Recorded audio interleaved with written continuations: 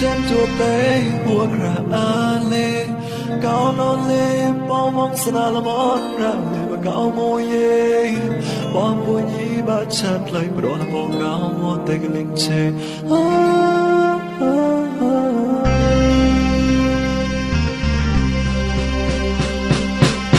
Rồi một cao cái linh chê bằng mới qua bể mùa lê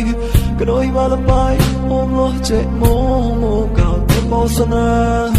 gra sa môi bi cái tao bom kinh chán lo bùi nhì ba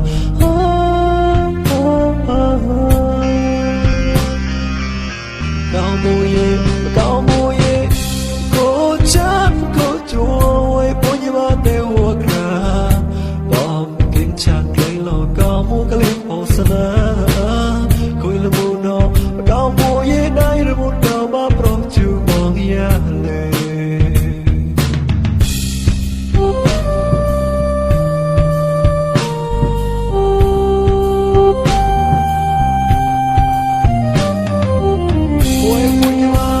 chân chua tế hùa khả lê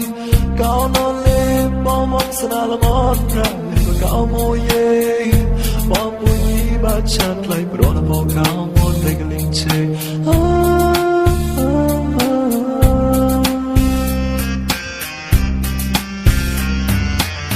rồi một cao cái linh chê bằng mới qua bể mùa lê cái đôi ba lâm bay ôm lo chạy mô mô cao bao xa na gra sa môi bi cái đau bom kinh chán lo bùi nhì ba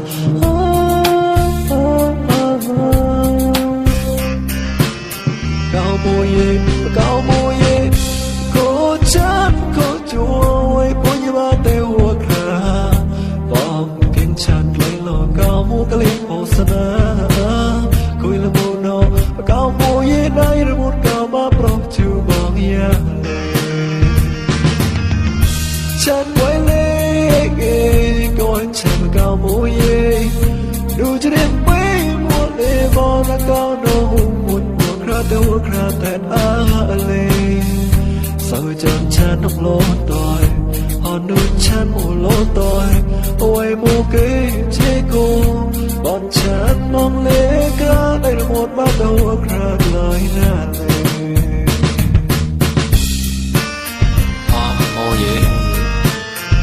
bùi nhì ba bọn nào hùa khá ngọn con này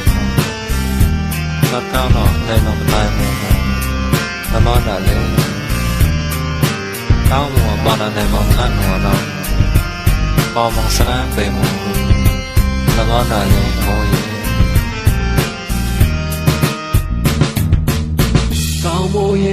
cao môi cô chán cô chua bùi nhì ba tê hùa khả bom kinh chán lấy lo cao mùa cái linh bao xa na khôi là mù nó cao mùi đây là một cao ba pro chú bong ya lê chán quay lê coi chán cao mùi đủ cho đêm bấy muôn lê bao ra cao nó hùng muôn muôn ra tê hùa ra tẹt lê sao chân chân nóc lỗ tỏi họ nuôi chân mù lỗ tỏi ôi mù kế